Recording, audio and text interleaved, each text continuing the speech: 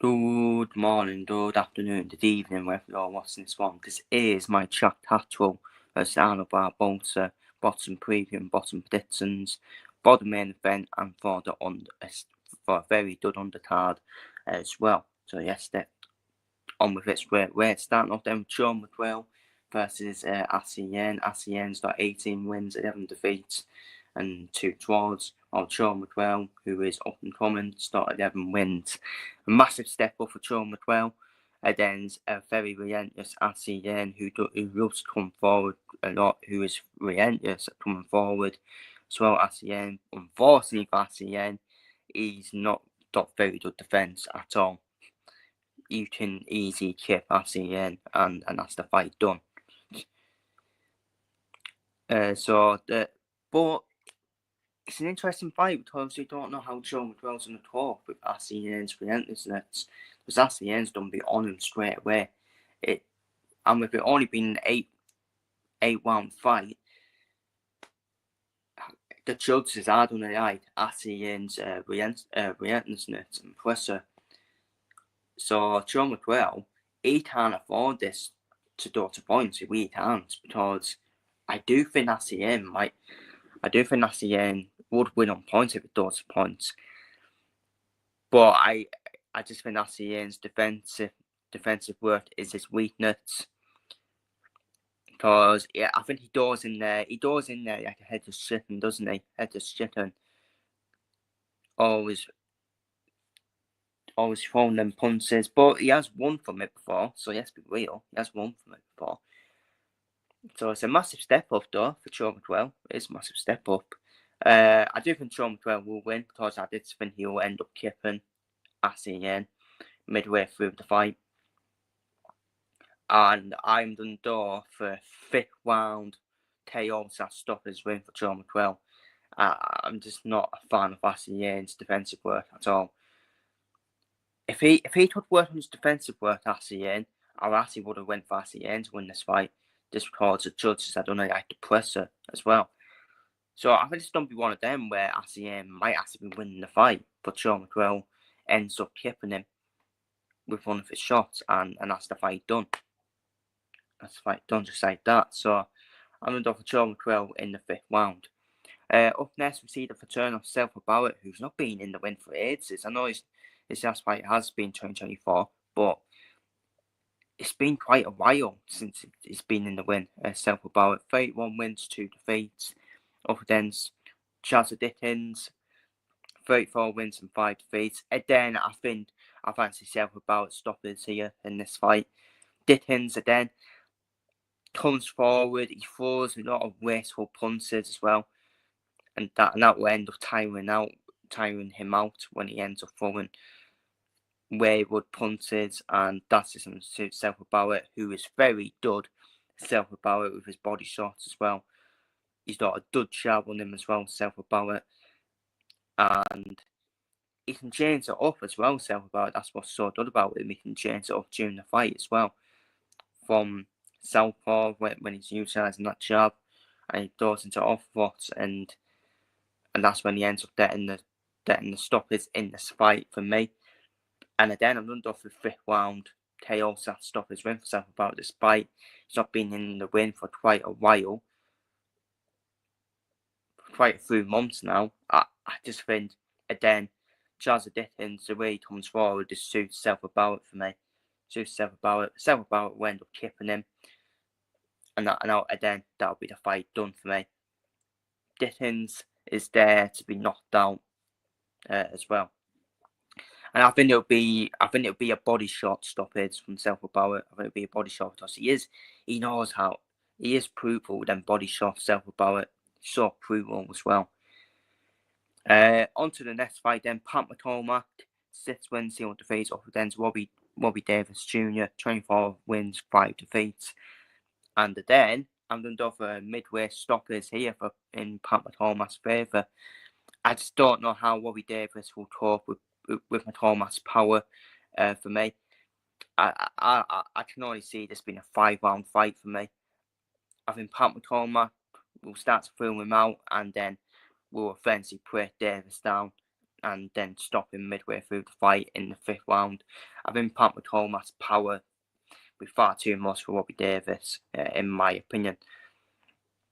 On to the tour main event then, which obviously this should have happened, I think, on the last Catterall Broadway card, which was Reece Biotti against Michael Dormes Jr. What a cracking fight this is for the Brits and Commonwealth Super Featherweight titles. Hopefully we date it this time. No one pulling out last minute with an illness. Reece Biotti 19 wins, 5 defeats. It's done being an all-out war. Michael Dormes Jr. 21 wins and 1 defeat, of course, for the British and Commonwealth Super Featherweight titles. And it could easily be a fight at 2 halves for me. I think it could easily be a fight at 2 halves where I think Biotti might have to start them more quicker in the fight. While Reece Biotti's done me more of the boxer, while Michael Dormes Jr. is done me the one more coming forward. But then Reece Biotti, he can switch it up as well. He can be a bit of a switch artist, Reece Biotti. But Reece Biotti's always been in wars, hasn't he? And this will be a war as well, this fight. Should be the fight of the card for me. It should be the fight of the night on this card. I think it will be. But I actually do fancy Dormes. I do fancy Michael Dormes win this fight for me. After all the talk about pulling out and all that, I think it will thrive Dormes on, in my opinion. And I think Dormes could easily get a yet stoppage. That's when Biotti will tire you out. Biotti will start to tire you out in them championship rounds. With Biotti. It's done be very short on the store cards as well. But I do think Michael Dormes got more power than Reece Biotti, in my opinion. But it could be equal, to be fair. But I'm going to go for Michael Dormes Jr. to win on points against Reece Biotti, because Michael Dormes Jr. also, he's going to be more depressive. I think, I would say it would be more depressive fight, but then it could be equal, to be fair, as Biotti does like to switch it up. So it's going to be very close on the start card for me, but I think Dormes heads it, in my opinion, and wins on points. And on to the main event for the interim WBO Super World Lightweight title. Chad Catterall, 30 wins, 1 defeat, over against Arnold Barboza Jr. I mean, Chad Catterall should be undisputed champion, shouldn't he? He should be undisputed champion after that big robbery against Shots Taylor in the first fight, but obviously he got his revenge against Shots Taylor in the second fight. Then he ended up beating Regis Prograis, of course. I mean, Chad Catterall's year done unnoticed, hasn't it, in 2024? He beat Taylor and he's beaten Prograis as well, so it's done a bit unnoticed, hasn't it? Quite an underrated 2024 for Chad Catterall. And now he takes on Arnold Barboza Jr., 31 wins and 0 defeats. Barboza, both of these fighters got ugly styles, haven't they? Both of them got ugly styles, which is hard to figure out. Barboza was quite lucky.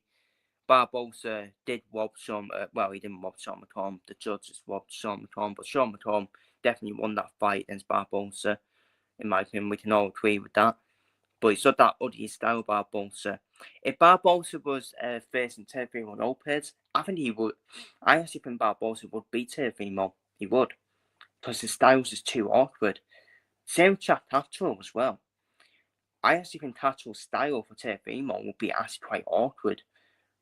Would be very awkward for me. Chad Catterall, man, he's underrated. He is underrated, man. He's hard to beat, Chad Catterall as well. Both of them are hard to beat, to be fair. And it's not going to be an entertaining watch, this fight. It will be quite ugly and boring. But the both like to utilise the jabs as well. But I think Catterall's the better fighter. I do think Catterall's the better boxer as well. I think Catterall does get the win here. I think Catterall does win on points. But I'm not trying to be disrespectful to both fighters, but I don't think it's going to be an exciting watch. You can't expect it to be a war at all. It's going to be more of a boxing match between the two of them. And I think Catterall will win on points. in my opinion. And hopefully Catterall, after this fight, this is well-deserved world title shot as well. I think it's ridiculous how he's not got a world title shot yet, because his recent fights have been interim. I mean, this is so annoying, isn't it? It is so annoying. It's all about what Teofimo wants to do. And if I'm Teofimo Lopez, I'm moving up to 147, because I think Catterall and Barboza are just two difficult opponents for Teofimo Lopez. And it's just not a good taking that weight for Teofimo, in my opinion. And both of these fighters as well, with all due respect, they're not big names either. If Teofimo Lopez was fighting like a Josh Taylor, which was a big name, Teofimo Lopez wins, doesn't he? He sets himself up for them fights. If Teofimo Lopez faces one of these two, I would actually fancy Catterall about Barboza than Teofimo Lopez, just because Teofimo wouldn't get up with these fights at all. It's strange, isn't it, with Teofimo Lopez? He's hot and cold as well. But do I think Teofimo Lopez will fight one of these, the winner of this? I don't think so. I think Teofimo will probably move up to 147. I would expect him to move up to 147 as well, Teofimo Lopez. I just think he's done at super lightweight. What fights is there yet for Teofimo Lopez, apart from probably the Devin Haney fight, which is a big money fight. And I do think Teofimo wins that fight against Devin Haney as well. That's just a big fight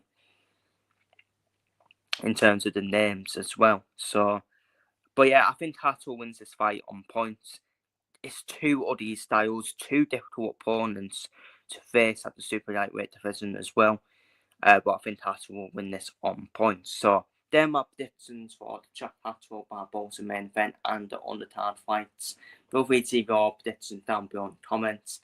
And the next prediction video I'll be doing is for Dennis Belichick versus Tyson Davis. It's a quite interesting fight. I'll be doing a main event. I'll be doing the main event for that fight, and I'll be doing the undercard fight as well with stud contests. With studs, the upcoming prospect Abdullah Mason's on there as well. So feel free to leave your predictions down below on this fight, on this card.